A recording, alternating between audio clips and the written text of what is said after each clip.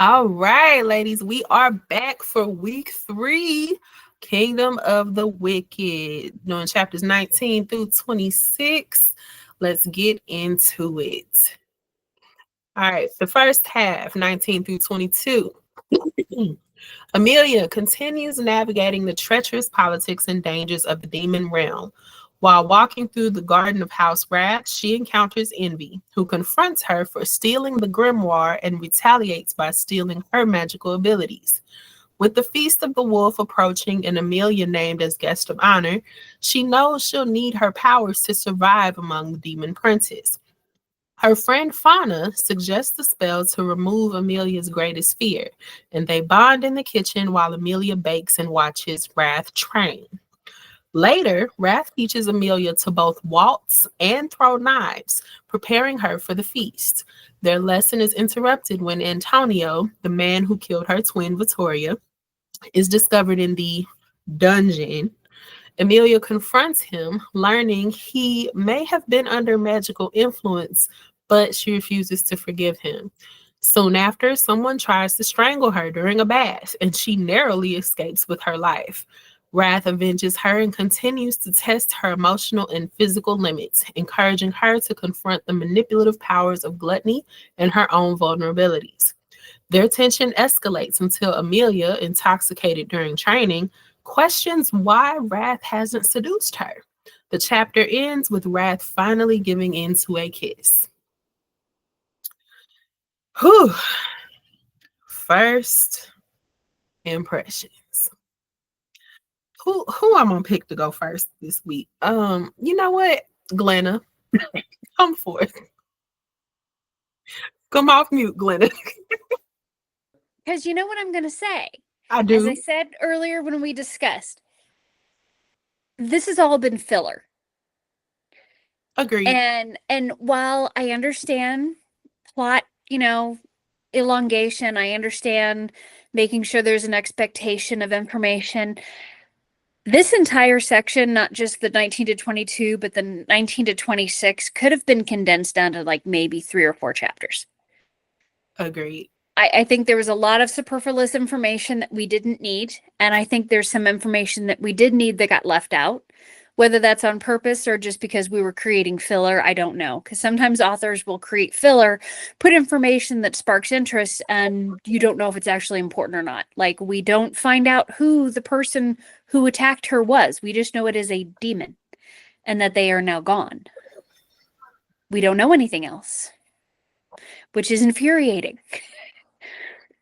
But as far as this first section, they're still dancing around each other. They're still not 100% trusting each other. They're still not really communicating with each other. And the fact that she wasn't allowed to fully backhand the SOB that killed her sister, I think should have been allowed. Because, he's sitting there, albeit taking whatever tonic, but he's awfully cushy.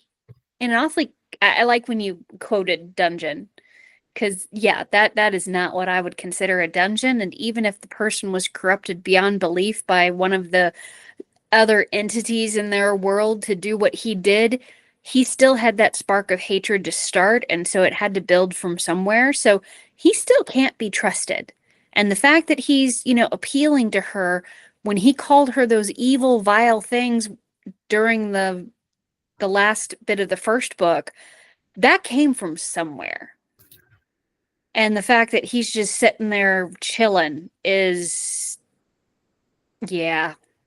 Just sipping tea like Sunday morning. Just reading a book without a care in the world. Yeah, I didn't like that part.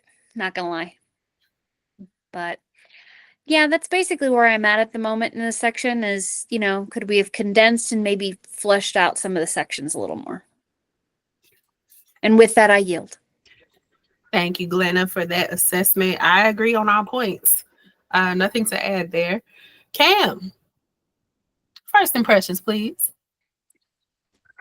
To be honest, I could have went the rest of this series without hearing from that man ever again. He should have, like, for real incinerated on his way down there, because what is this? Like, Wrath, if you the one holding him, he had to put like some hex or something on it so that whenever Amelia tried to kill him, she would just fly back out the room. I don't like that. Because when you know for sure that you done laid hands on my sibling, I'm finna lay hands on you. So don't look at me and say, well, what I'm supposed to do? Well, maybe talk to him. But what if I want to kill him? You can try. You won't succeed. I don't like that. Let me kill him. Who are you to tell me that I can't do things that I want to do when I'm down here? What happened to autonomy? I mean, he's only the prince of that circle. Don't care. Don't care. Because if you get to go around slicing folks' tongues out and stabbing them in the chest and their chesticles, I feel like I should get to kill the person who killed my sibling. Just because you don't like your siblings don't mean I didn't like mine. That's all I'm saying. And I yield. Mm-hmm. Thank you, Pam, for such a colorful rendition. Mother, first impressions, please. It's the stabbing folks in the chesticles for me. However, even though I'm in agreement with the majority of what was said in regards to the amount of information, fluff, or just all this detailed information leading up to this, I found it refreshing that Amelia found a safe space when she went into the kitchen. That was the one place that allowed her to feel safe and at home and gave her a connection with her family, even though she knew she wasn't near them. And that seemed to be a comfort zone for her, even in the midst of stress. I mean, that's the place she retired to after the assassination attempt. So, and that brought her back to a level of calm that, frankly, she needed, if we're being all honest. Because up until this point, she's been doing, by her being a young adult, I'm going to say an older teenager or young adult, she's been making a lot of rash decisions and things of that nature. So to have a safe space where she could calm down and regather her thoughts, I thought it was great that she finally put something in here that says that she had a moment where she could level out and, regain her composure, her thought process. So I appreciated that. I also got tickled at the fact that Wrath always had her show up in a gown. And I guess because her being a queen, she's expected to dress as such. And so all of her training is done wearing these elaborate gowns and such. So I thought that was kind of cute. I do appreciate that he still is really paying attention to her every whim. I mean, even though she has not decided to, secure their bond, he looks at her face and can tell when something is wrong. He's reading her on everything. So even when she's not being honest with him, he can be a liar. That ain't what's wrong with you, So I really appreciate that he's so connected that he can read her face and know when she's distraught, and is honestly looking to assist her get to her answers. So I appreciate it, even though it was a lot of fluff. I appreciated seeing those little bits of elements throughout this section of the book. And like Wanda said, it could have put it together and just had 3 big chapters, but just to know those things existed. I also thought it was cute.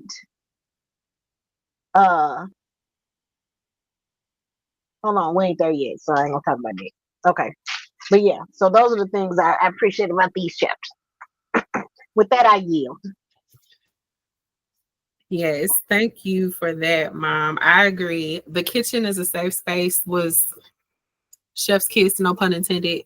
Separate note, y'all remember when Aretha Franklin passed and Everybody had that meme going around about her talking about other singers and that she didn't like. She would just be like, gowns, beautiful gowns. That's what I think about when I think of Amelia talking about whatever dress she's wearing next. I'm just like, beautiful gowns. Beautiful gown.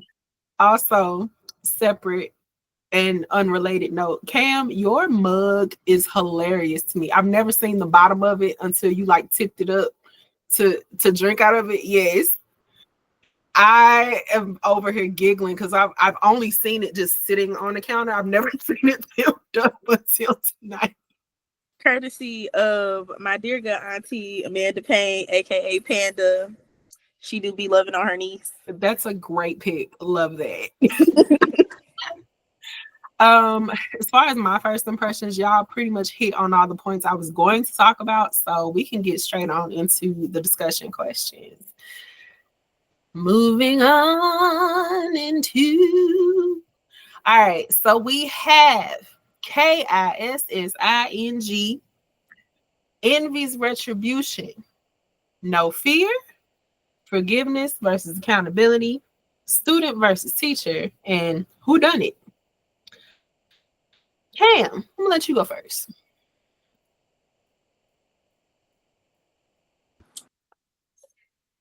So many good options.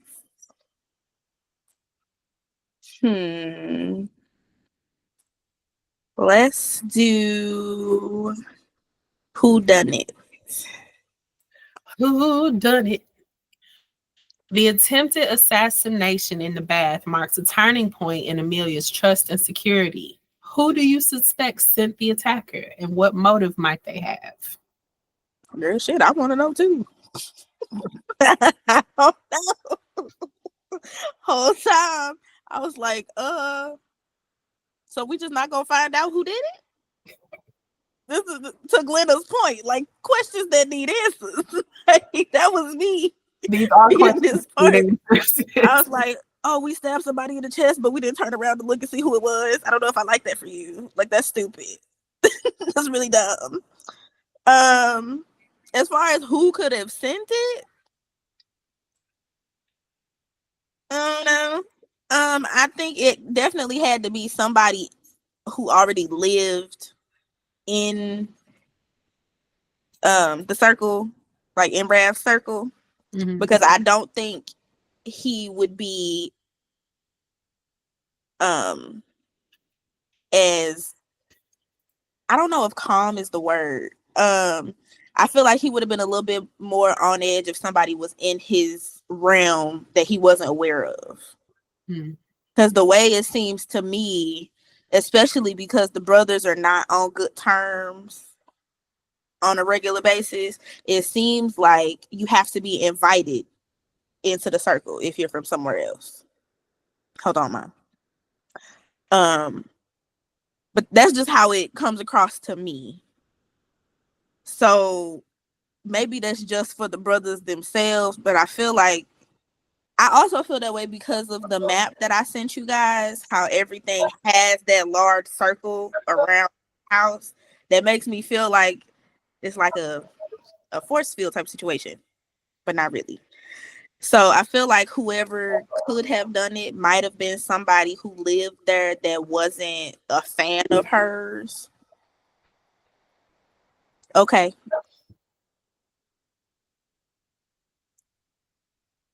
Okay, Glenna. You said he would know that somebody else was in there in his realm that he wasn't aware of, but he never reacted to Envy's presence. When was Envy there? Oh, you're right. It said Envoy. That's why chapter 19. Autocorrect, sorry. Okay, that is very valid. So in that case, because my other train of thought was it was somebody who worked for either Envy or Pride, because those are the two demons who she's had the worst run-ins with. So if it's not somebody directly in Rad's circle, to me, it would be somebody who receives orders from one of the other two princes who she has had run-ins with and bested.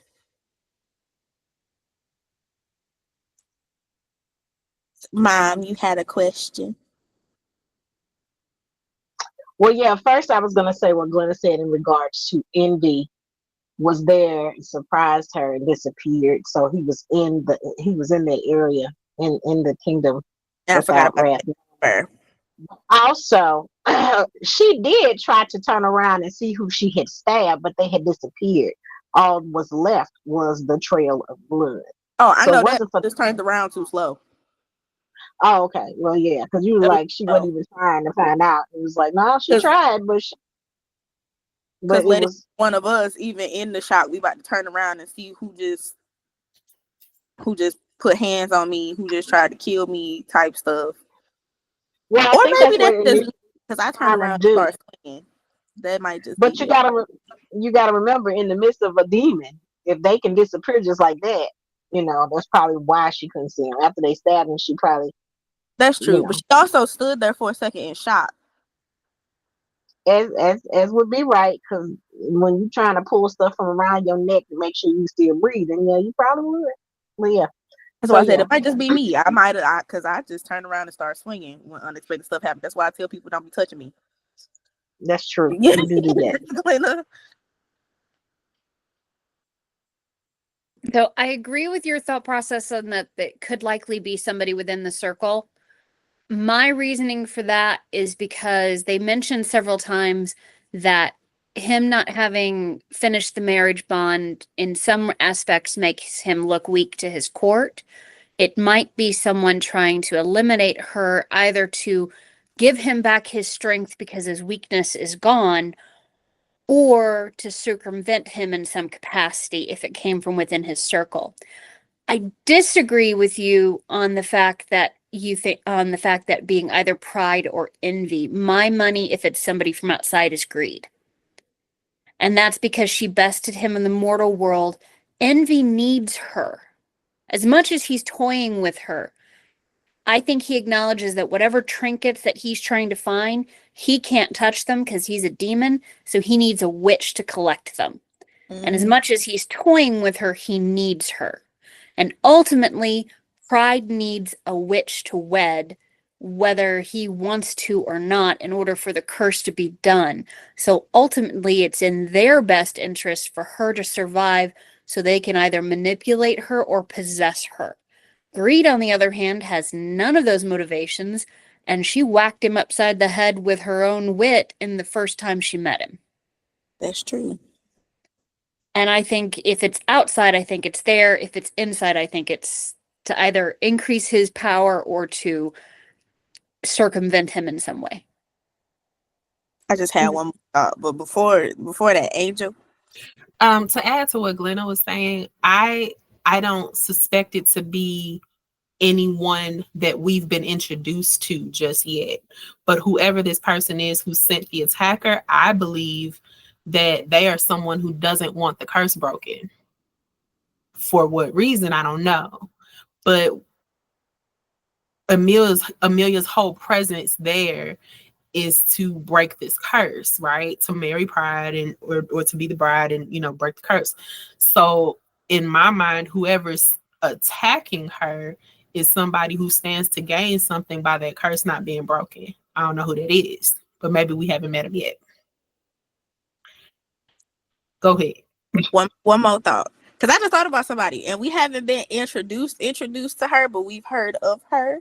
Mm-hmm. There's a girl somewhere down in there who they cross paths with that I believe Forna was explaining to her, like she's this person's daughter and she really likes Wrath and all of this other stuff.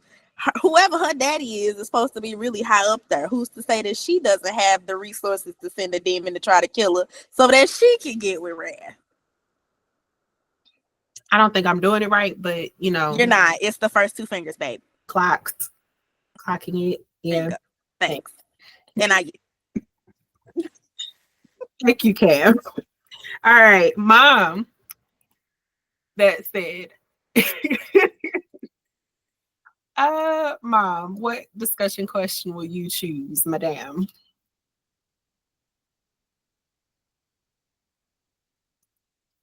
Make sure you come off mute.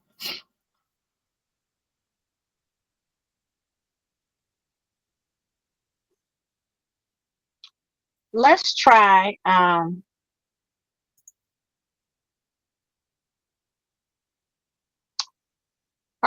student versus teacher. The student versus the teacher. Ooh, ooh, ooh. What do you make of Wrath's teaching methods, especially his mix of combat, dance, and emotional provocation? Is he helping her grow or manipulating her? Both.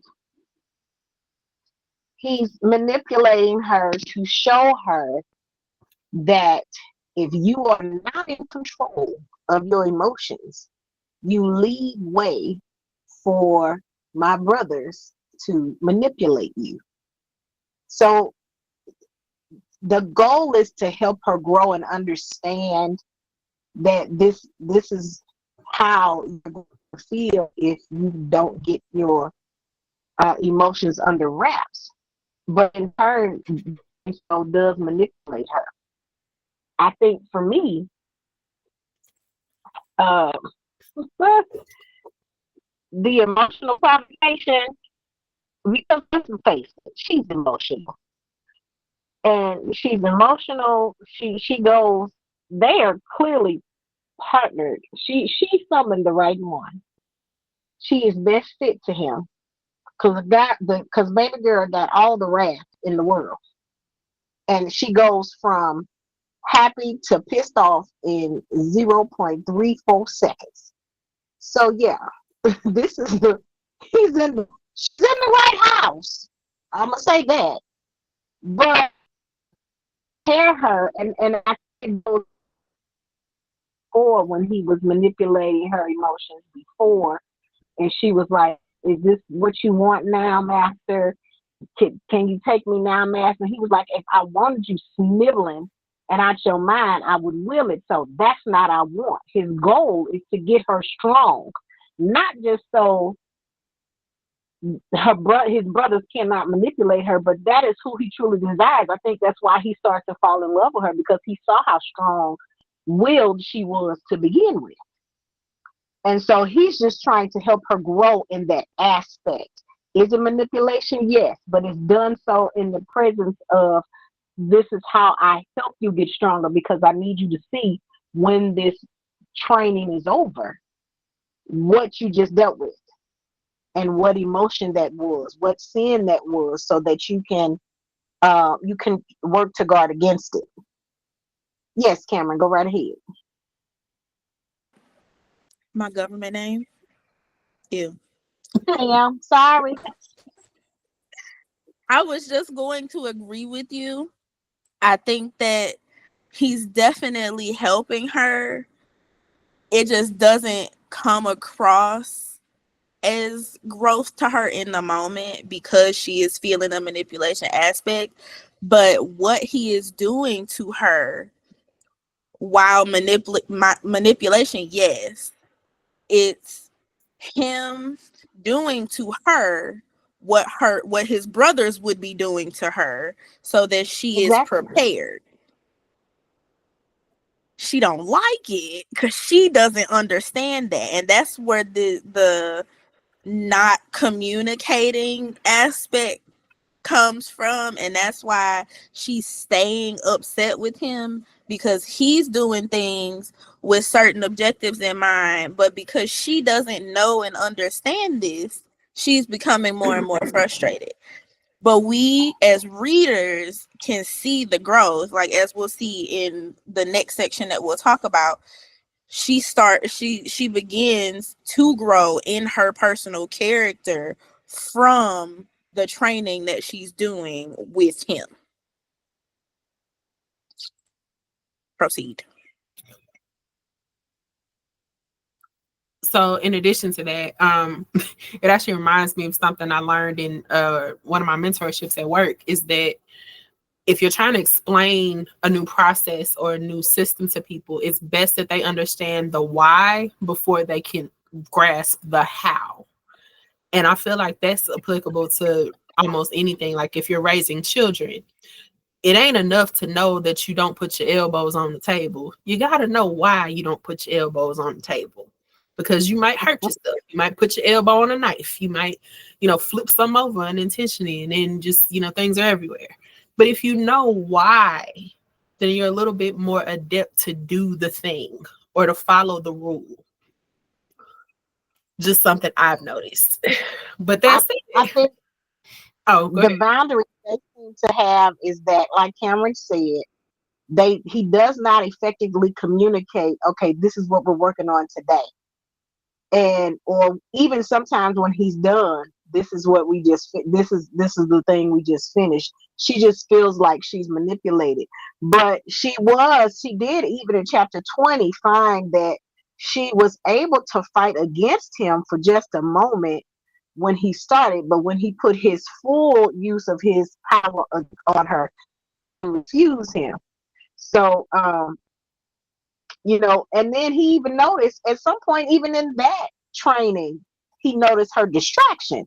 So that showed again where she has the ability to circumvent some of that training. She just has to fully engage in it. Because in 20, at first he was going at it and she could shake it off, but then he put the full brunt of his power on her. But then he noticed that she got distracted, and she told him that, well, with the wolf feast invitation coming, how could I not be distracted? And so that just lets you know as a reader that, okay, even though she doesn't have her powers, she notices when it's on her, if she's really paying attention, and if she wills it enough, she can circumvent it by distracting herself in another way. And I don't think she didn't put two and two together in that moment. I think that'll come a little later, that she really truly can. She has the will to fight against it, whereas before she did not, or she didn't recognize that she had that will. And with that, I yield. Thank you, Mother. Yeah, I agree. I think that he is doing this manipulative tactic in order to help her. I don't know if I necessarily agree that it's because he loves her, but because he understands like they're bound for life, for all eternity anyway. So if you're gonna rule with me in my circle, I'm gonna need you to step on up, babe. I'm gonna need you to be powerful and be in control of your emotions and do all these things. So I don't blame him for bringing her to Antonio. I don't blame her. I don't blame him for bringing her to Antonio, or how that whole scenario went down, because it's just another layer of controlling your emotions. Mm-hmm. Gotta learn it now, like fast and in a hurry. Yes, Cam. That particular emotion was very well controlled. Wanting to kill somebody, she had that. That would have been her big one. I would have been very proud. Indeed. She's doing a good job, because that's the one constant she's had, is that good old rage. And that would have been the perfect outlet to release it all. I feel like she has done a lot of work, a lot of character development in this here book. That should have been her reward. That's all I'm saying. Oh, if only we were all rewarded. That's that. Glenna, what will it be, ma'am?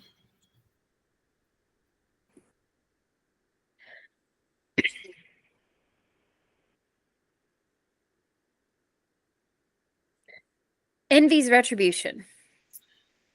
Envy's retribution. How does the theft of Amelia's magic by Envy raise the stakes for her survival in the demon realm?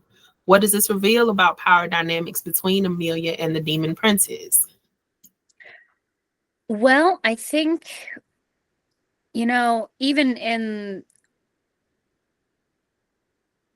the mortal realm, she relied on her magic more less calculatively, I'm using this to protect myself, I'm using this to do this. She used it more as a knee-jerk reaction. Something she fell back on rather than utilized efficiently. So I think it's going to force her, number one, she's going to have to break the curse. And I honestly think she'll figure out how to break it herself. Because I don't think Envy's going to give it back to her unless he's forced to. I also think she needs to tell Wrath that it's gone. Because he might be able to help her at least acquire the stuff that she would need or help her focus to do the curse in order to break it. Because while his training has been manipulative, it has been effective. Because with each session, she does continue to grow. So I think she's going to have to get it back. But I think that it's going to force her to rely on her own strength of will when she's dealing with the other demon princes, because she won't have her magic to fall back on. And I think in this case, for her development as a person, I think that's going to be a good thing for her. It's going to be less impulsive and more strategic in what she's going to have to do in order to survive the upcoming party. I think as far as the power dynamics, I mean, it's definitely a power play on Envy's part. At this point, the power dynamics of the other brothers don't take any account into this because they're unaware of it. Of course, they're going to manipulate it once they realize that she doesn't have access to it and probably try to prevent her from accessing it. But there might also be a small part that she's not able to fill her portion of whatever curses or destiny she has if she doesn't have her magic. Because if she doesn't have her magic, is she still technically a witch? Oh, oh. So at some point, give me a second. So at some point, she's either going to have to get it back or it's going to have to be given back to her. And I think the way the story is going, the story's going to force her to get it back. And I think she's either going to have to go to that forest area and search out either the maiden, the mother, or the crone to aid in her getting it back, or she's going to have to admit it to Wraith, and him and the lady in the tower are going to have to work together with her to get it back. That's the two scenarios I see potentially happening. And Cam. Oh my God. Okay. So I'm just thinking here, right?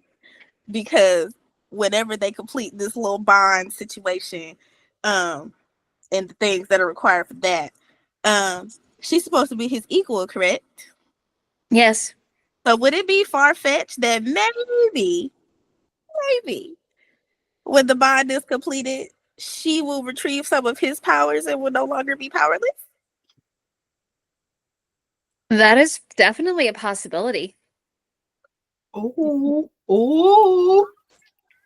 Or maybe that only happens once she has her magic back. And that her magic grows to meet his. Valid. Either way, she's going to have to get her magic back. Big facts. Or the stopper on her magic removed, however that works. Mhm. Because it's not, because she can sort of feel it, she just can't access it. So I think it's more of a block than it is a removal. But yeah, either way, she's basically walking into a lion's den without any backup. But she would have relied too heavily on her magic to start with, and I think that would have been to her detriment. I think ultimately she's going to be better to going to this dinner survival-wise, surviving on her own brain rather than relying on her magic. And with that, I yield. Ooh. Character development. Yes, Glenna, good stuff. I mean, you always just bring all the insight. I did see, Mom, you had your hand raised. Did you want to chime in and react?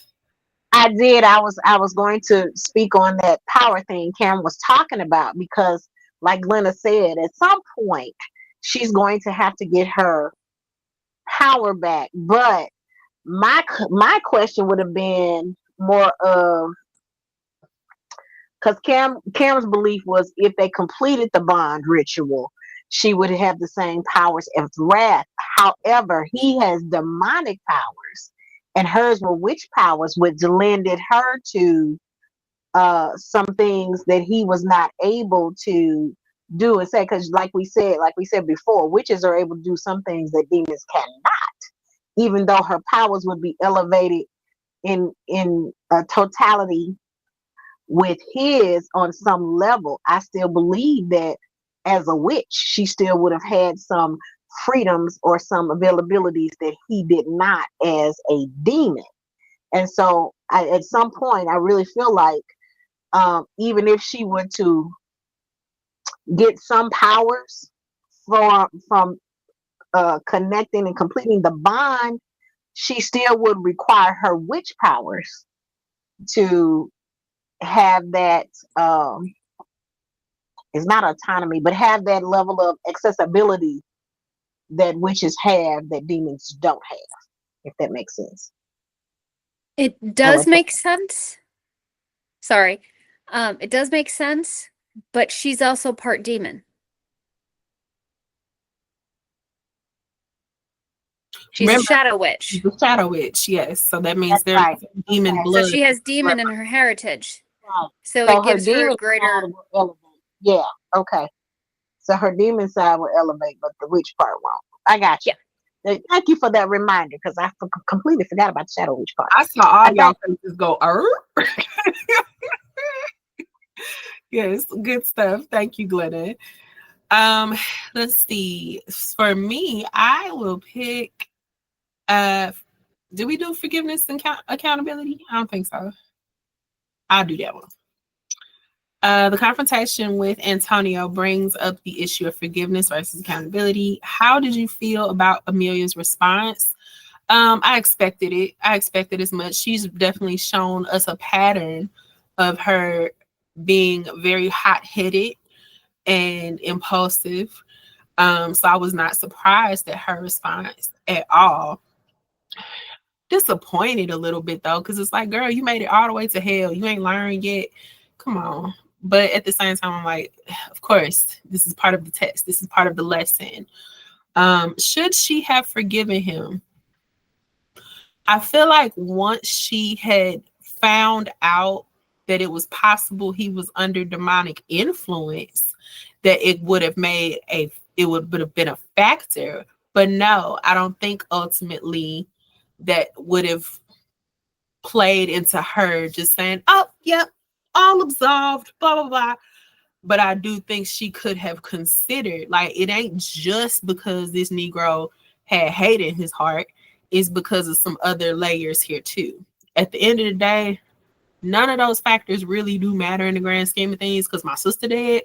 But at the same time, I feel like she should have had a more a more big picture view of what was happening, because now you have information that you didn't have before.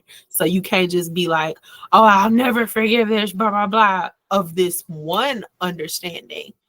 Now you can actually be even more justified in your wrath because you can see all angles. But that's just me. Oh, I see a hand raised. Cam? No, because if somebody lay a finger on you, Angelita, I'm going to jail. That's it. Don't care about none of that. I don't need the story. I know somebody hurt my sister, so I'm going to fuck somebody up. I don't care. Okay, thank Period. you. Thank you for that. Anyone else? I would be the one with the compassion at this point. I feel like you would. Linda. Okay. I understand where your request for compassion comes from. No, hang on. I'm not asking her to have compassion. I'm asking her to have a clearer picture. If you're going to be mad, don't just be mad for one reason. Be mad about all of it once you get that new information. I understand the accessing all the information and keeping that in context when addressing him. I get that. But the thing is that he admitted, even while under the thrall, that he already had hatred towards her kind before he started his little quest of killing witches. The demons tend to utilize people as tools when they are already open to said suggestion, when they already have those feelings on their hearts to start with. So, especially in the way this world has kind of progressed. So, he wouldn't have been targeted, shall we say, if he hadn't already had those thoughts and feelings in place and just wasn't acting on his own on them. So, whatever force, whether it be demon or other entity or whatever that caused him to do the killings, simply encouraged feelings and emotions and thought process that he already had in place. So given the right motivation, whether it be from an outside source or his own lived experiences, he would have ventured down this path eventually. So while I don't think she will ever forgive him, she might understand that his process was escalated because of an outside influence, but it was still his actions. And they still came from a place of his own belief system and his own truth. And I don't think she can ever forgive that, because he has never shown a moment of true remorse. Regret, yes. Remorse, no. He's taking the tonics, he's trying to get clear, but he still only says, I'm sorry, that this happened, not, I regret that I killed her. And there's two entirely different scenarios and emotional basis. He feels sorry that he got caught. There is no remorse in any statement he said. He doesn't deserve her forgiveness until he can actually show an ounce of remorse. Not that he's entitled to it, because she doesn't have to give him forgiveness for any reason whatsoever. But he doesn't deserve it, period, whether she's freely giving it or not, until he can truly show remorse.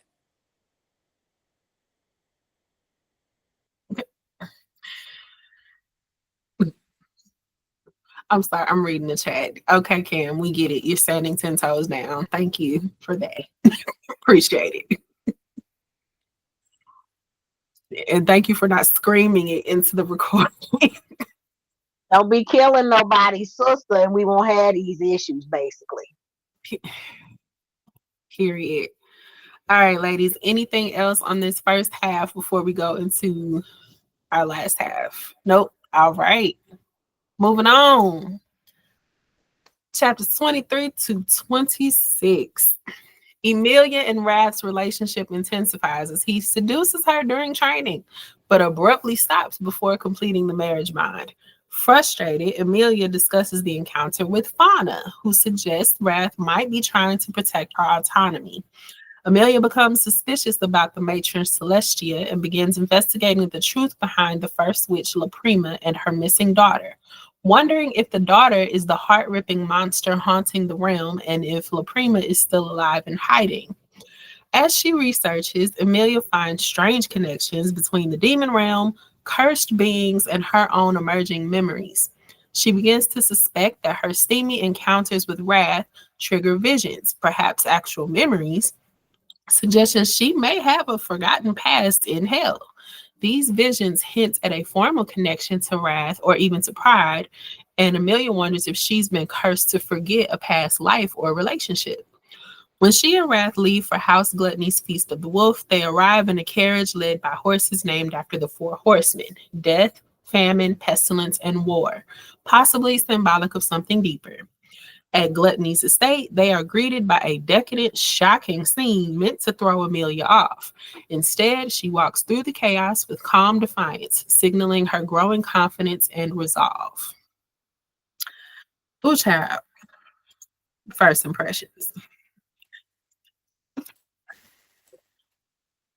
Oof, I got to get my notes. Mom, first impressions, please. Come on with it. Come on off mute. I was wondering why. I was gonna say she gonna go to me first for some reason. Let's go. Well, Get it going, girl. Get it going. I think you did. I will say 23 in itself made me go back and read 22. And then I wasn't so frustrated. But overall, I think this segment, this highly sexually oriented section of the book, because that's clearly what it is. Highly. Highly sexual, and the descriptive, when I tell you Carrie can describe some stuff, baby, if you sitting there reading and feel nothing, something is wrong with you. So you're going to feel something. If it's nothing but sweat on the brow, if you got to clench your pearls, if your knees is knocking, you're going to feel something, because girl got too many distinctive details in this section of the book. And I'm going to say, I wasn't quite ready for that training in that way, but I understood his training of her in 23. I understand him walking away, and any other man wouldn't have been able to do it, but I understand. And yeah, I understand the frustration. I love Fauna. I think she is just like, she the best sidekick ever. So I'm with Cammie on that one. She talked about her. And I was really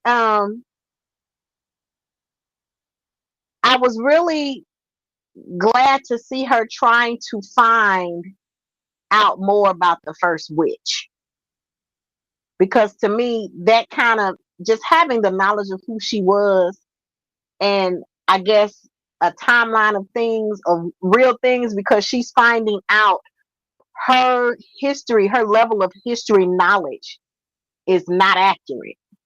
So to go through the Rath's library to try to find out and get this knowledge of the first witch and some of the other things that are going on, it gave me a little more hope in that she's actually truly growing. Like we said in the last 4 chapters, she's starting to grow and develop because she's thinking more deeply and intuitively about how to resolve some issues. Then just get some things cleared up, because like we said, she's finding out her teachings were not all accurate. So I was glad to see her doing some research in this section.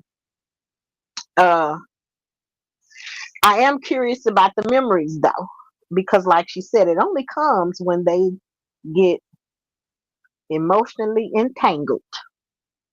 And so, yeah, I'm curious to see how that plays out.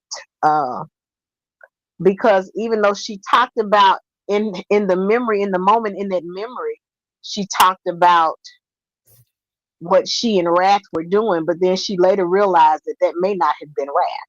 So just to identify, what that memory is, or what she believes to be a memory is, I'm curious as to how that particular level of entanglement is going to play out. Is it actually truly a memory, or is it actually a vision?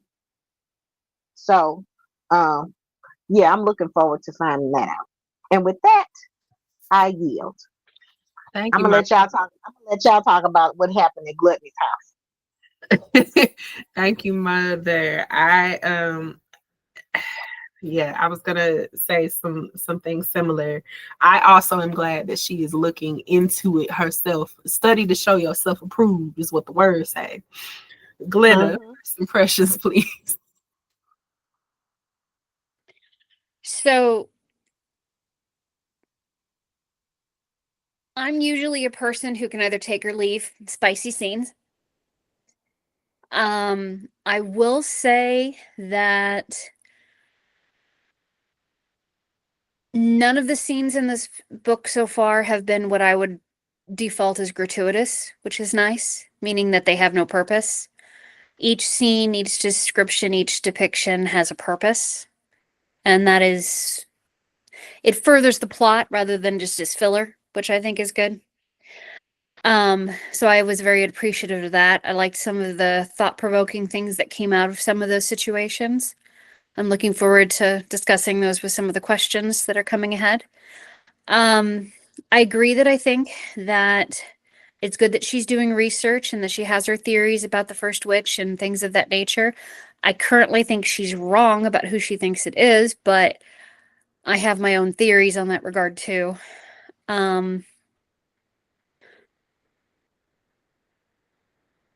Yeah, that's pretty much all I have at this point on this, because it was one of those, chapter 23 was definitely well, alrighty then. And the the descriptions going into the party were kind of Okay. Then. Having done a Bible study in college on the virtues and seven virtues and 7 deadly sins. We did both sides. I never really thought of that as a gluttonous act. That to me was always lust. I never would have thought it the other way. So it definitely brings a thought-provoking moment on that as well. Because it's, I will say one thing with this particular books, with the particular way she's, the author has approached the princes and how they represent their sins, is it's definitely been an enlightening and kind of mind expanding way of looking at some of the 7 deadly sins that I never would have put in those categories before. And I like the way that so far it's been addressed. So, yeah. Question. When you mention the 7 virtues, I'm assuming, so do you mean that sex in itself being referred to as gluttonous was surprising because of chastity being on the opposite end of that? No, more along the lines of, I've usually, when you talk about sex being a sin, it's usually done in lustful ways. It's usually referred to almost exclusively as a product of lust. Gotcha. Not the sin of gluttony. So sex is not something that I would have assigned to the sin of gluttony until now. I think it was in this way, at least, because gluttony in my mind is just anything in excess. Yes.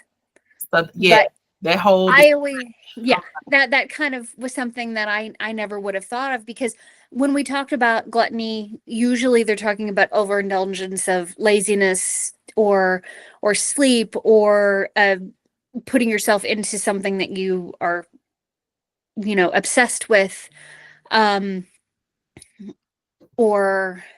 they always, when they talk about, in discussions I've had with, in Bible study or in other things, they never talk about the gluttonous of sex. They always put sex in lust, no matter what it is. They always associate sex with lust. If it's not righteous in its use for the part of a marriage or in the production of children, or however it is done in godly ways, it's always attributed to lust. So to see the sexual acts attributed to the sin of gluttony was an intriguing thought and something I never would have thought of. So first impressions for me with this is that kind of made me sit back and think for a little bit. You're absolutely right. I've only ever seen gluttony described or displayed in terms of alcoholism or food and drink. So yeah, this definitely was a thought churner. Mm-hmm. So it's definitely an interesting mind exercise, so to speak. So that was an interesting part for me. So yeah, that was my first impressions. And with that, I yield. Mom, I saw a hand raised. Yeah, I noticed and I'm glad you brought that up, Glenna, because there are several things that, um, based on the teachings we traditionally come in context with, um, several of the things we've noticed throughout this book can be questionable and can almost carry over into the other one, because even in this particular case, um, you know, the book talks about how, um, they desired for people to see them. That's what fed that. It was like, it wasn't about the sex. It was about you see me doing this thing. Mhm. So despite, it wasn't even about the lustfulness of that particular act. It was about the need to be seen. It's like it's an overindulgent need to be seen, which also, in my mind, could carry over to greed, because it's something that uh this sin feeds off needing or wanting a continuous want to be seen. So, and that's not the first thing that I've come across, but I've noticed um some of the sins in this storyline can fall in one or two realms, depending, and it's kind of, the lines are kind of blurred the way the writer is using it, showing that one sin can transcend into another sin if you're not careful. So, um, in that terms, she did a good job in letting you know that the sin is not just one sided. It's not just one thing. It can transcend into something totally different. You know. So but you're right, Glenna. What we're taught, we're not taught the different levels of how gluttony can consume you, or how lust can consume you, or how greed can consume you, and pride and wrath and all those different things, because it can be in more than what we've been taught to believe it to be. And with Agreed. that, They are all interconnected and mutually reinforcing, but even though they are presented as separate things. Cam, first impressions, please. Come on, off the mute. I'm trying to. Are we suggesting that chapter 23 is an illusion? Possibly.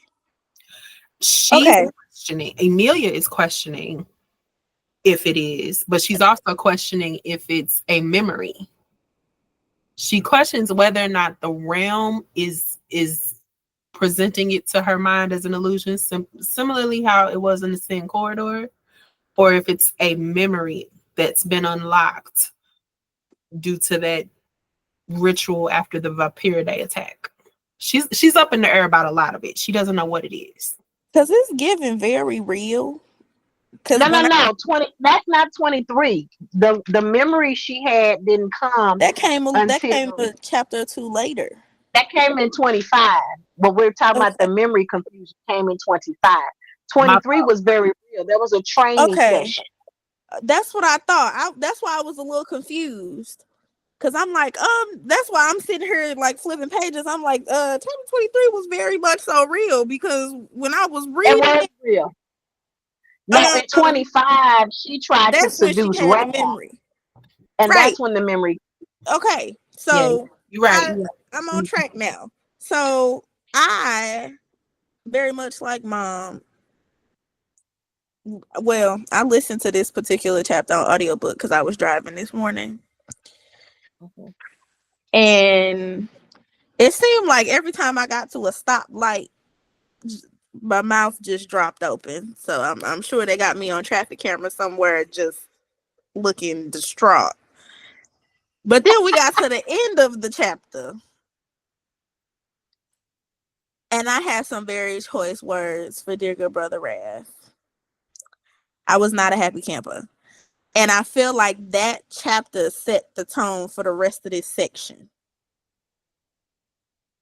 Hold on, Mom.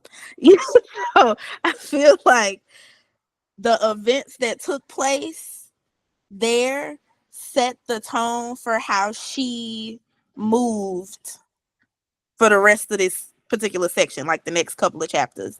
And it was in those next couple of chapters where I mentioned in the last section that we started to see her character development in a big way. Like there was a huge jump.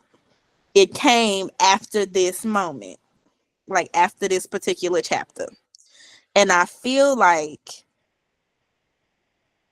if I was her, so glad I'm not her, because I am a violent human sometimes.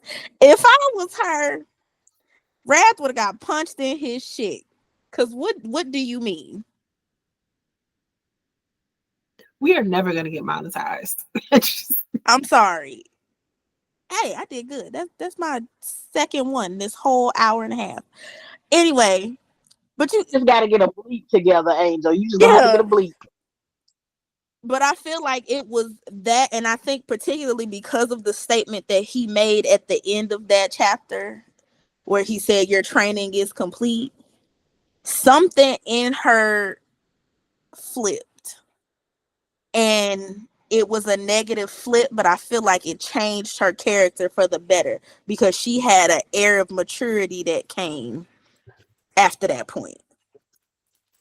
Because of that non-communicative manipulation that he got going on. So, Mom, I saw your hand first, and then we go to Glenna. What you got? One or two things. Okay, first, he didn't say her training was complete. He said her training was over for the night. Because That's remember, now it wasn't complete, meaning not all her training was complete. It was just done for the night. I meant done for the night. Okay.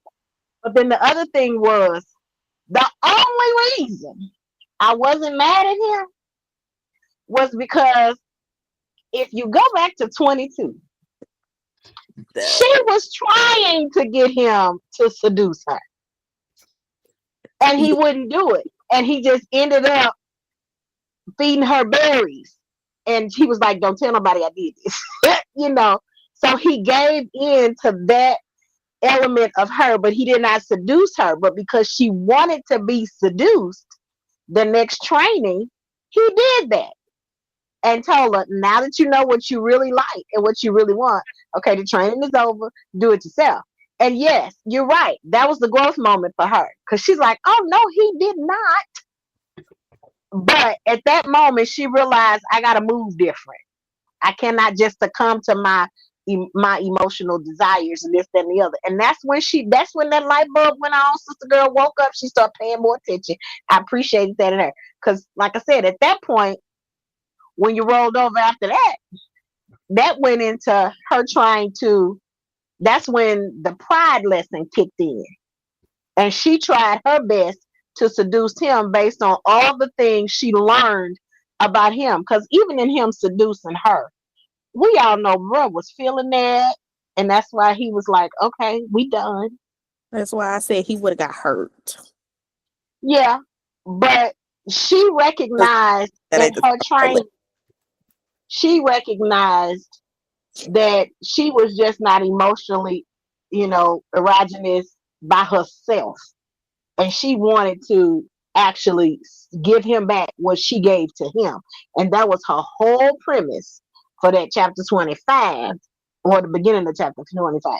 So I didn't get mad at him because, like, we go back to what I said earlier, the manipulation is what's teaching her how to get stronger.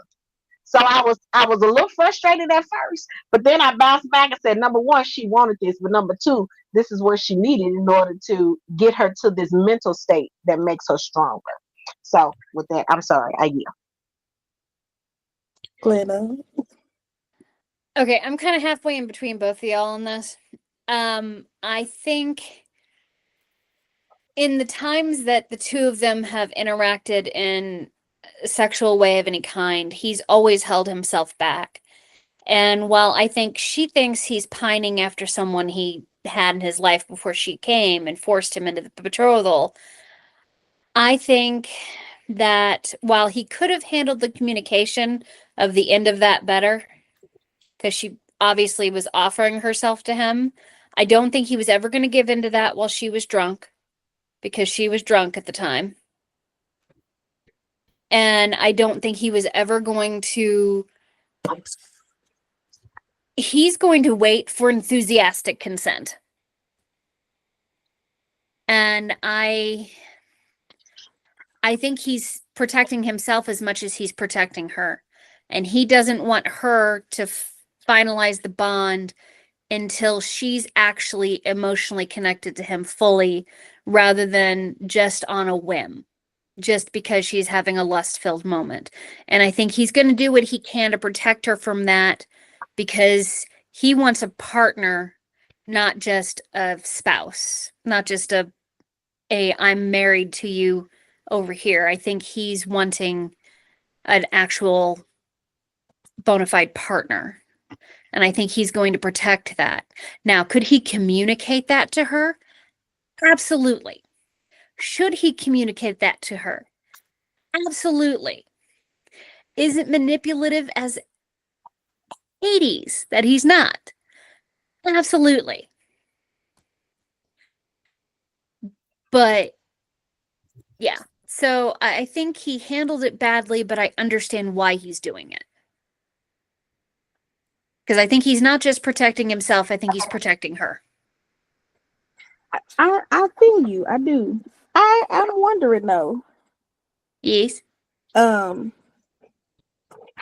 If she drunk off alcohol, because what she says here, the bottom of page 301, is there was no magical command or demonic thrall attached to his request, only genuine curiosity.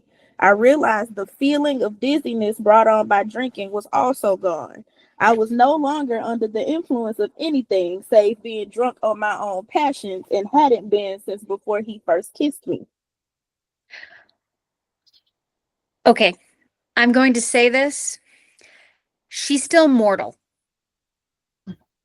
Mm-hmm. You can feel sober because of a shock to your system without truly being sober. That's true. Because that's me. Because I'm sorry, but this is where my profession is going to rear its head.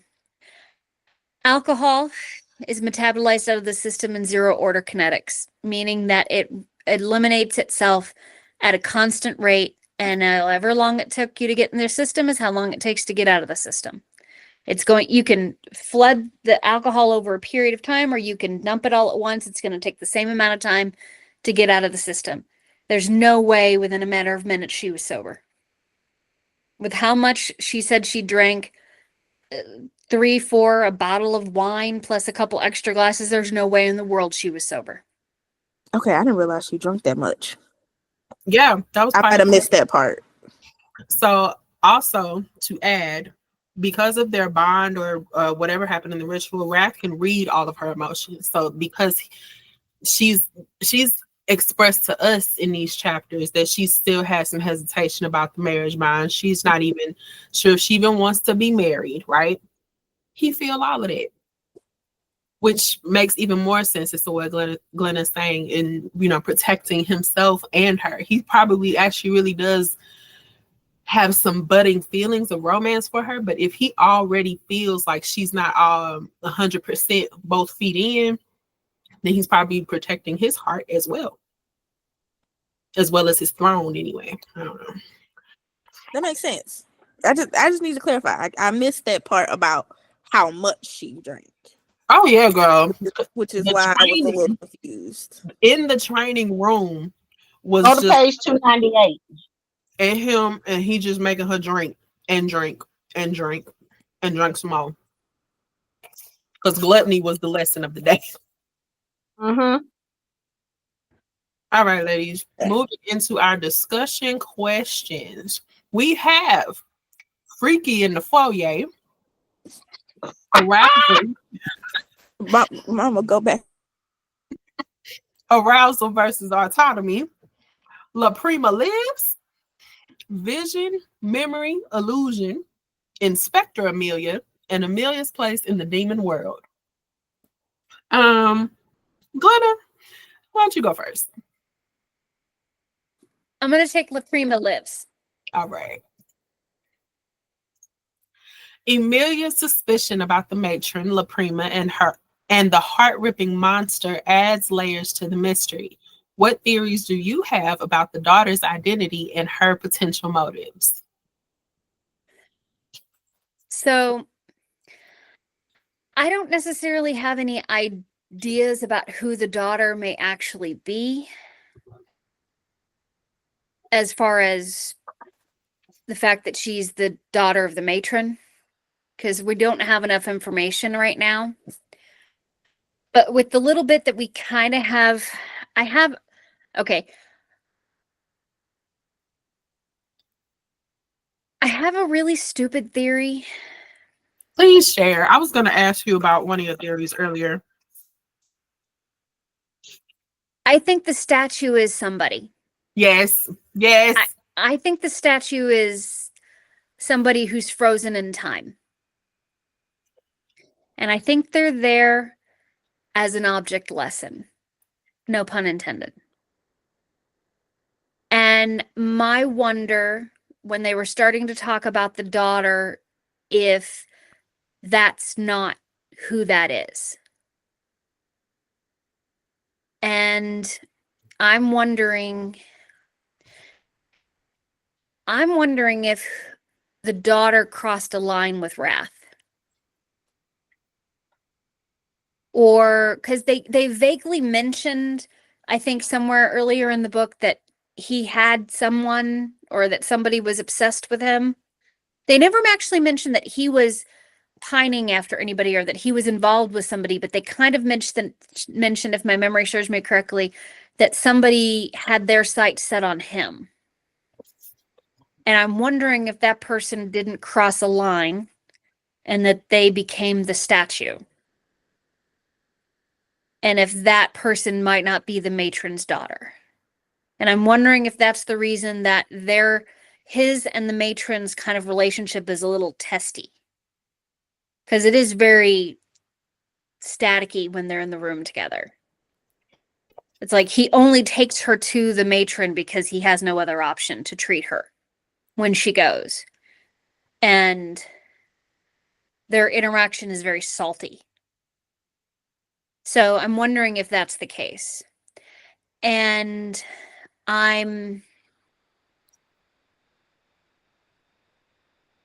so my theory is that the noises that were coming from the statue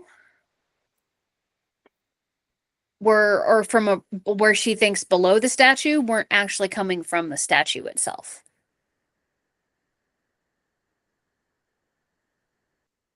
That's my weird theory on, started with just the statue and then became potentially the daughter, simply because they kind of add up to each other. I agree. I don't know for certain if it is the daughter, but I agree somebody is in there. And I think that person crossed him. Yes, absolutely. Because you don't turn somebody into a statue in your courtyard if they're somebody you care about or want to protect. Mm-hmm. That is a message. Mm-hmm. That is a don't F with me message. Period. Yes. And with that, I yield. Thank you, Glenna. Cam, lay it on me. What will it? What I want. You know which one I want. I know. Come on. Freaky in the foyer. Freaky in the foyer. By choosing to walk through the decadent display of gluttony without fear or shame, Amelia shows real growth. What does this moment tell us about her character arc and her readiness for the political games ahead? Bro,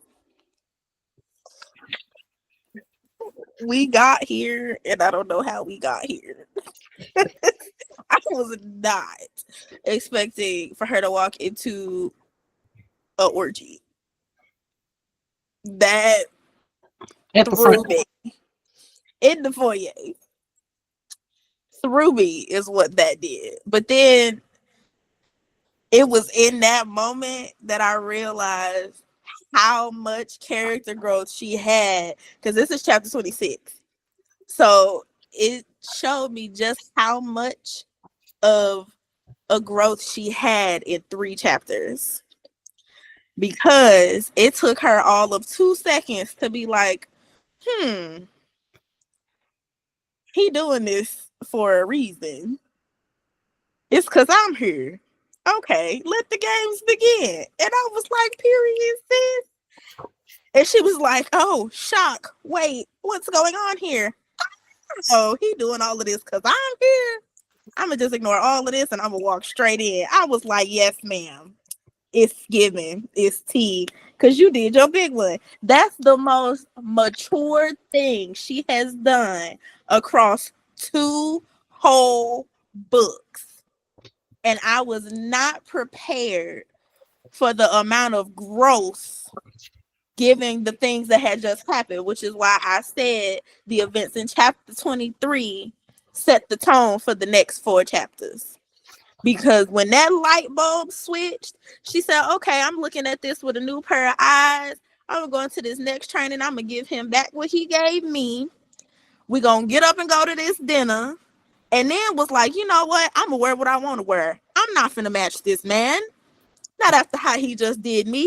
He can go on somewhere. Let's go and get in these get in this little carriage with these horses. Let's go. Oh, Gluttony putting on a show that I ain't gotta watch. Let me walk on through here. Grab me some whipped cream and a champagne flute and get on And out. then it's trying to seduce Wrath in the midst. I said, girl, if you ain't grown up, I'm so proud. Because it definitely said she took that finger of whipped cream and turned around, looked at Wrath, ate it off her finger, and then turned around and kept walking. I said, all right now. That's my kind of girl right there. She's becoming somebody I can get with. I like it. So it was given. I appreciated that character growth so much. And I feel like it happened at a very crucial point for her. Because I feel like if we had gotten to this point and she was still in that same brain from 5-10 chapters ago, her reaction would have been a lot different. And then the way that she set the tone for herself walking into that ballroom would have spelled out, and we don't even know what happens next, but it would have spelled out something messy. It just would have felt like it was messy going in. But I don't feel like that's what's going to happen in the last section of this book. I feel like something is going to go down, but she's going to hold herself, which is something I'm not used to for her character. So I'm very excited to see what happens next, because this is, at the moment, her end game, to get all 7 brothers in the same room to get answers. And she had to have this character growth, this mental change, this air of maturity about her to get what she needed. And I think she finally got it right when she needed it. And we're going to get some, what mama say, the brawl of the year between the brothers at the end of this book. I think everything right now is falling how we need it to, and it's because of her character growth, and I really appreciate it. And I yield. Glenna, I saw your hand raised. I just want to share my analogy, which mirrors what Cam just said for her behavior. If we'd had the Amelia from 5-6 chapters ago, she would have walked into that room, clutched her pearls, and been shocked out of her mind. Now we've got the Amelia that went, oh, wait, my pearls are at home. Period. Love it. And with that, I'm so excited. Yeah, good stuff. Mother, your question, please. Come on off mute, Mom. Okay.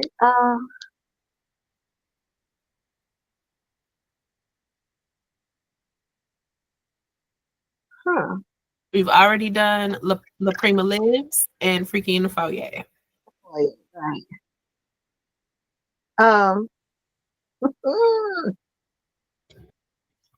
Let's do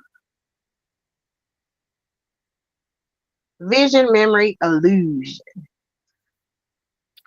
The sexually charged vision Amelia experiences with Wrath might be a memory, illusion, or future premonition. How does this ambiguity affect your understanding of her connection to Wrath and possibly to Pride? Well, that's what I said initially. These memories are coming, or these memories, these visions, what illusions, whatever it is coming when she is emotionally charged. Well, no, sexually charged, and that is the correct term for this. She's sexually charged, which leads you, and like I said, in that last very vivid memory that she had, I think it was in 25, yeah, 25, when she was trying to seduce Wrath. As she was speaking about it, in her mind, she was thinking that that was Wrath. But when the memory was over and Wrath had to call her attention back, she was like, wait a minute, that could have been Pride. So at that moment, that lets me know, like you said, that it could be a vision and not just a memory, because she has been debating with herself through the entire first half of 26 after getting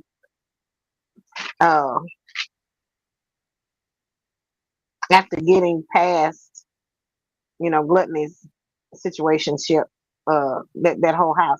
But she was confused about the magic, that image of her, whether it was fantasy or memory. She also had a multitude of questions and possibilities for what she could not explain. So at that point, that's another sign of her growth, where she just kind of blocked it out and said, you know what, screw all that. Let me just focus on this feast. And as she had rationed with herself at some point that she had to have been the devil's bride at some point. And instead of being murdered, she was just cursed to forget. And that's what made her believe these are just memories coming back. I seem to believe that they may be visions of what is to come. I'm not quite sure whether or not it is something she wants to happen or whether it's something that is going to happen. Like I said, I believe it's a vision, but I believe it may be something that she's creating because she wants it to happen. Or if it's something that is going to happen, but it may not be with the person it needs to happen with. That was something that ran through my mind as well.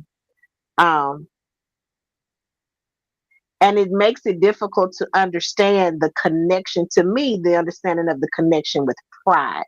I understand her connection with Wrath with no problem. But the connection with Pride,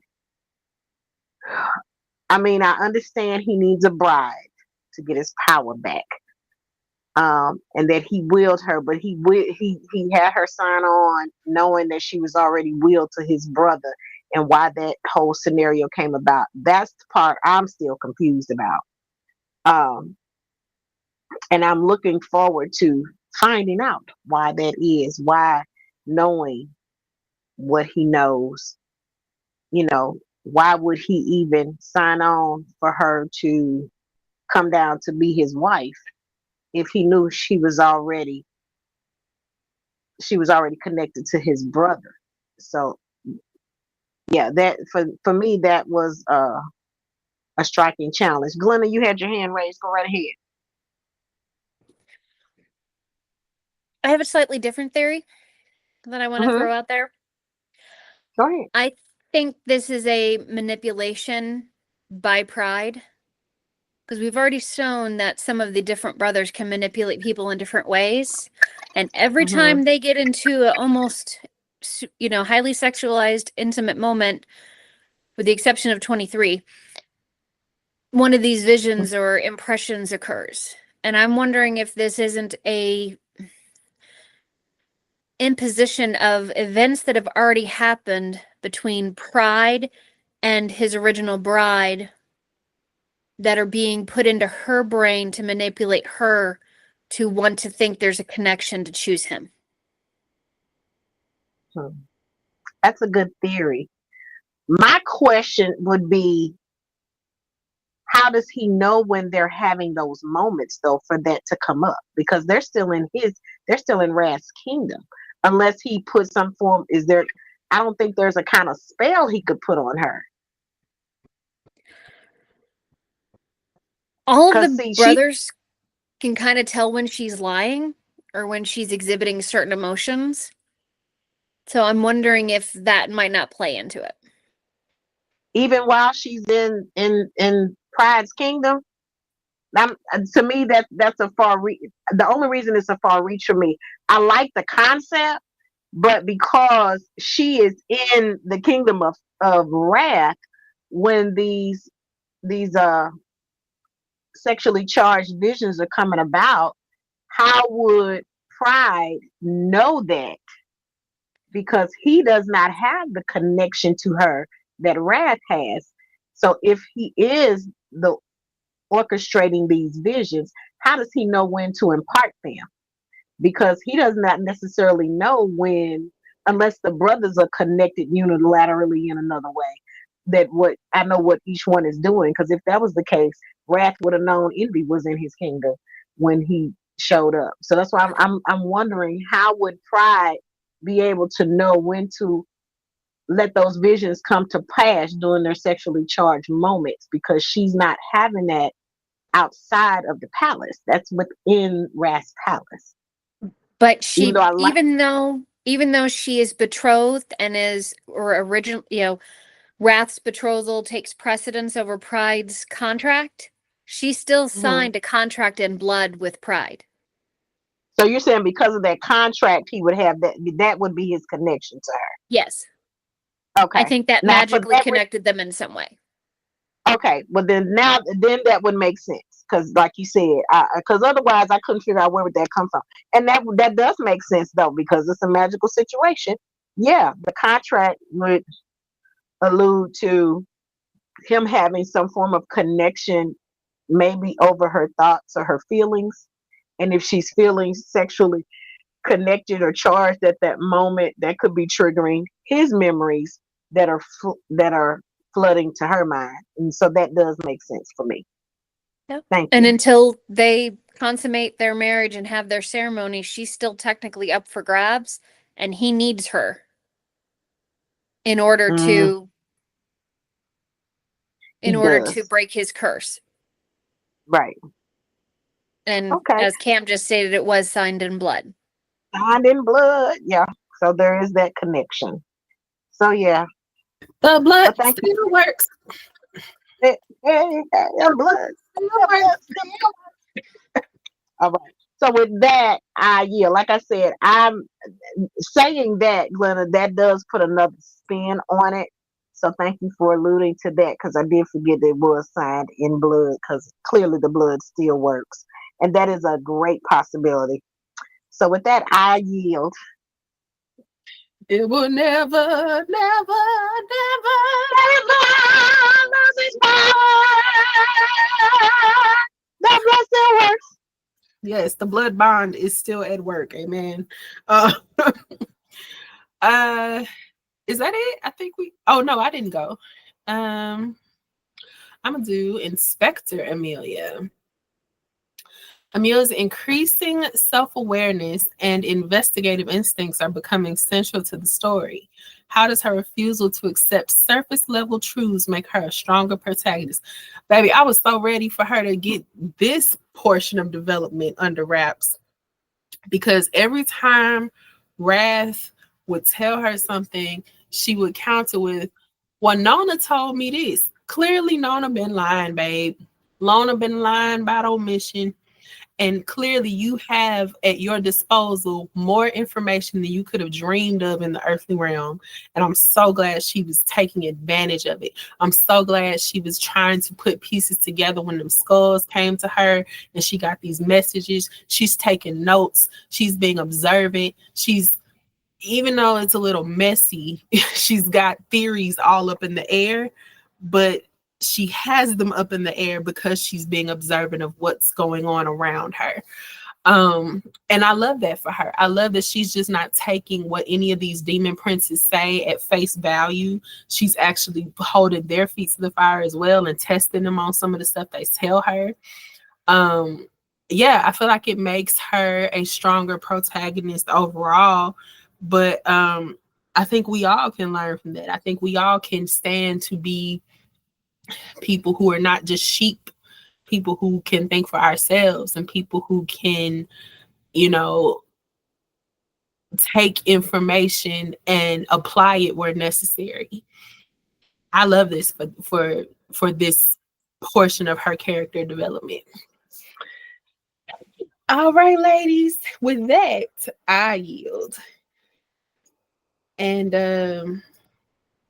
that's it. Any final thoughts, conclusions, predictions, anything before we prepare for Cam's favorite part and select our book for next month?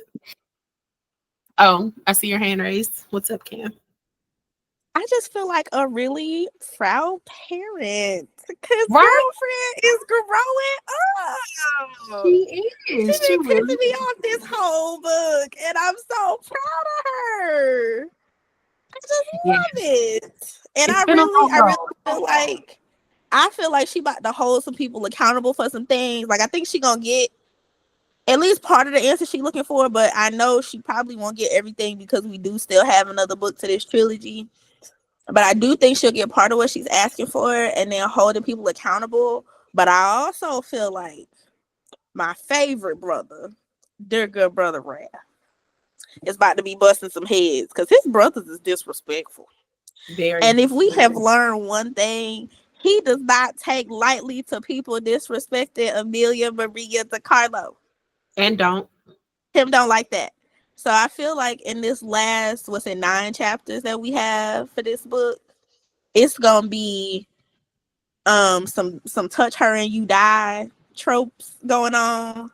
I feel like there's gonna be a huge brawl at some point, whether battle of powers, battle of mental will, battle of whatever. Mama's big brawl of the century that she waiting on. But I really feel like with as much growth as Amelia has had, I feel like she's going to have more. And I'm really excited to see what happens next. Same. I feel like Amelia at this point with the whipped cream and the champagne flute walking into her destiny, it was really giving me Flo Millie vibes. Like, even if I broke my leg and used the crutch, I'm gonna walk around like I'm that big. Like, because you can't tell me nothing. Mom, final thoughts, conclusions, predictions, anything? Like Kevin said, this brawl is supposed to be covered up. I do feel like I'm in agreement with her because I feel like somebody gonna get touched for reaching out to Amelia DeCarlo. I don't know who. I don't even care who at this point because they all full of some caca. So, well, Mom, do you feel like Wrath slitting tongues out of his court is just a preface to what's to come? I believe. Well, see, the difference is he can slash up his brothers and they ain't gonna die because they princes of hell. But I think that's just an indicator of the level of seriousness that when it comes to Amelia DeCarlo, that he is going to be taken. And like she said, he gave that man more than one warning before he took his tongue out. And the man still crossed the line. And even though she was mad at him, talking about something, it makes me look weak. Now, it makes him look weak that he didn't do nothing because, let's face it, they already were thinking, they were already seeing that this woman has brought about a change, was going to bring about a change in how you deal in your court. And for him to allow that to even transpire for as long as it did, said something. Because he said he warned them when they walked in the room. And so you don't disrespect her after I done warned you already. I told you before I came in. I warned you, and I told you, then I warned you again. And you still got cross. Yes, your tongue got to go because you don't know how to control it. So same thing, same scenario, different location. Don't put your hand on it. Don't disrespect her, and we're gonna be okay because this is a no fight zone. But let this thing be over, and I get her back to the castle. I'm cutting all you motherfuckers up. You're gonna have to get that bleep out, girl. Don't ask me good questions, juicy questions, and don't. I need a bleep. I'm sorry. So, yeah. So I feel like, yeah, if somebody gonna get something. And if it ain't gonna be at the end of this book, it's gonna be at the next one. So if y'all ain't reading, y'all forgive me because I might go without you. Oh, and by the way, if it's not Oathbound is on the list, it should be Blood Marked. That's the second one in that trilogy. Okay. But Glenna, your thoughts. I have similar thoughts to what have already been expressed. I'm interested to see how the party goes. I'm curious as to which brother or brothers is going to make a move. I have my theories. I think Pride might not involve himself at this point because I think he's still in kind of a wait and see, manipulate from the background kind of situation. I think it's going to be Envy because Envy already has a beef with Wrath. And potentially Greed because this is the first time she's seen him since she one-upped him. So I could definitely see him try to manipulate the bejesus out of her in this event to humiliate her. I think it's not going to be so much a direct attack. I think it's going to be the use of power to humiliate. I think that's what we're going to see. And I think we're going to see how much she truly has grown in her mental fortitude going into this. And I'm hoping that she can hold her own for as long as she can. So, or that she interacts with Envy in such a way that she manipulates him into giving her power back. That's a thought. Anyway, Lisa? I was just thinking, the chick in the statue, if it's not somebody that offended, that Wrath offended, because they said the matron's daughter was supposedly sent away, and they think she went and got her and hid her somewhere. So if that ain't the matron's daughter, I believe that's the loved one that Envy lost at Wrath's hand, and it could be the same one. It could be the same person that he sent her away, and that was the one Envy was in love with. You know what I'm saying? Oh, oh, that's good. That's good. That could be why he's mad, because he banished her, and even though he banished her, Mama brought her back and put her in that statue. That might be why he sneaked into the place. You never know. So it's just a thought. So that's just I'm curious to find out if that's who that is later. And he did stop her from touching the statue right when she was about to touch the statue. That is a good theory. I like that theory. I think they could be one and the same person. Yes, I think so. That is a good theory. I like that theory. I think so. Child, my conclusions, I just want the truth. I just want to know what's up. I just want to know, like, is Laprima still here? Is her daughter in the statue? Is Amelia gonna get her magic back? Is who tried to attack her? Who does Envy love? I need to know everything.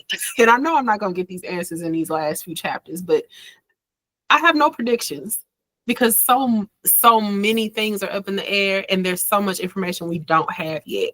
So I'm just like, I just want to know the truth. I just want to know the end. That's where I'm at. I just want you to know you sound like the ending of an episode of Soap. That sitcom Soap. Yeah, it's a sitcom called Soap. The next time Will so and so get such and such? Will so and so lose the baby? Will so and so get hit by the car? Is so and so gonna survive the open heart surgery?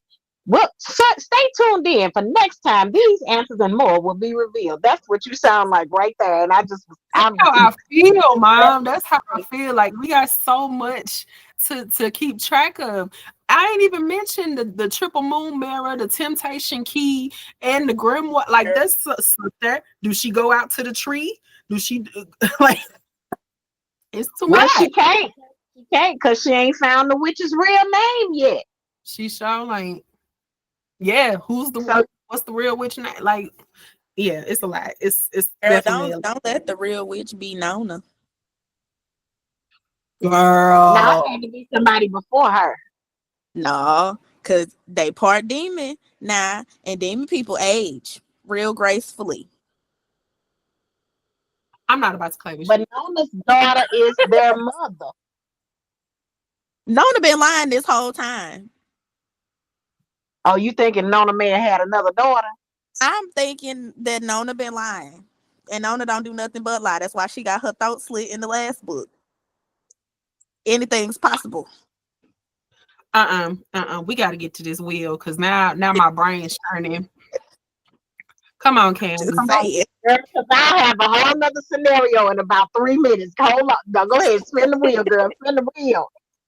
Okay, well, it's time for Cam's magical wheel of reading. Snaps, claps, all the things. So here we go. We're sharing this window. Can everybody see? Yes. What we gonna read? So what we gonna our read next? potentials for this month are from Glenna, A Deadly Education, The Dusk of Stars, Legends and Lattes. From me, Stalking Jack the Ripper, Ace of Spades, and Air. From Mom, Elite and Bloodmarked. And from Angel, Bemused, Blood at the Root, and Kirby Goes Summer. Hey, I wanted Kingdom of the Fearless on there too. They need a break. We need a break, Mom. But they need a break. You're right. Not sorry. Y'all need a break. Okay. Oh, our book for August is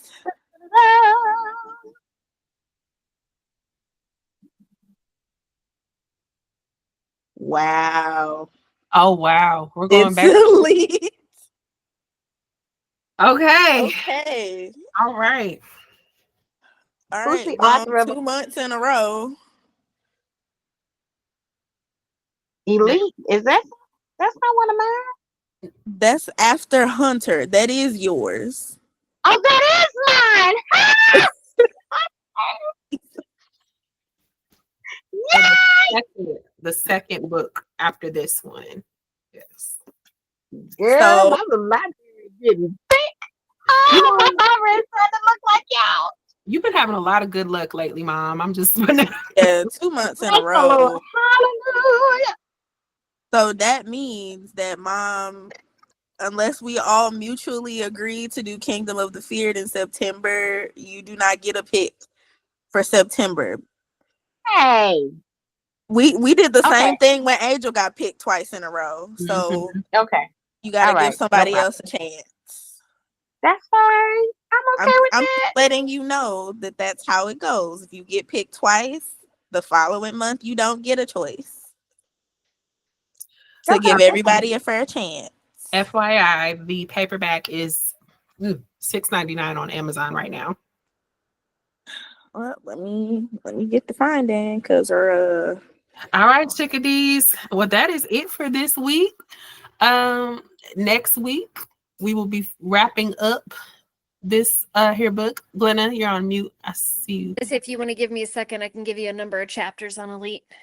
Yes, please. But yeah, that's it, y'all.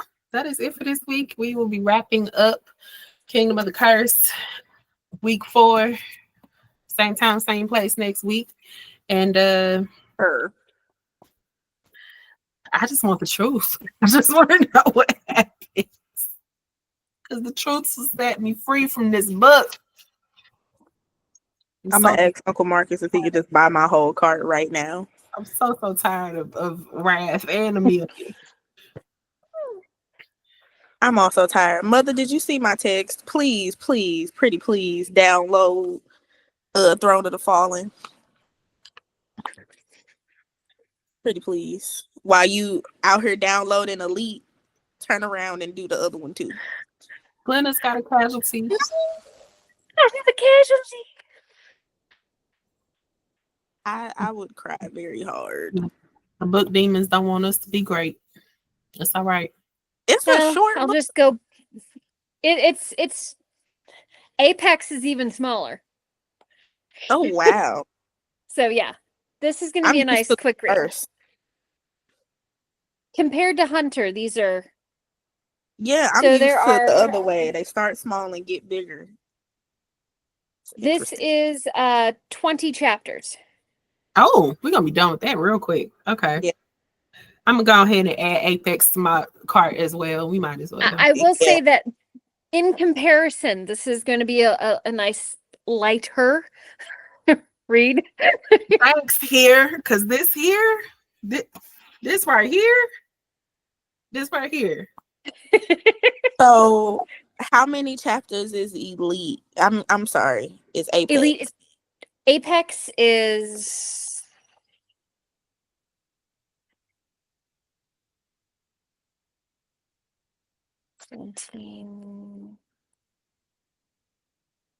17. Just throwing it out here. What if we just did both books next month? And You finish see it, your 'cause sister's face. I do, but they're so short. As So the you're per- saying if we get both books and read 10 chapters each time? Yeah. as Okay, the person 10. writing the summaries and the questions, can I just get a book where we do 5 chapters a week and be good with it? Like, I just feel like I'm okay with that. She needs a break too, y'all. She's still in recovery. I am. I guess. Yeah, this is the comparison. These are the two versus Hunter. Hmm I think I understand. it'll allow me to get even deeper because since we've already read Hunter and liked it, it'll allow me, if we take it, 5 chapters at a time, I can really dig deep and give you even more thought-provoking questions. I think that's definitely valid because there is a lot of social commentary in the next 2 books, and there's a lot of development in the next 2 books. So yeah, I think it's very doable to do 5 chapters and to kind of dig deep into it. Where we might not do like 2 chapters and 3 chapters where you do a question and a question. Mhm. We could simply do the 5 chapters and each have a number, even more questions, and answer 2 different questions. Yes, And that's maybe go into that. you read my mind, Glenna. You read my mind. That's exactly what I was thinking. Speaking as the person who's actually read the book. Yes, that context helps as well. Well, ladies, any final thoughts before we log off? Mm-mm. All right, chickadees. Well, I will see y'all next week when we wrap on up with Amelia and Wrath and get this book on out of here, child. Catch y'all later. Bye. Bye. All right, love y'all. Bye. Bye. Bye.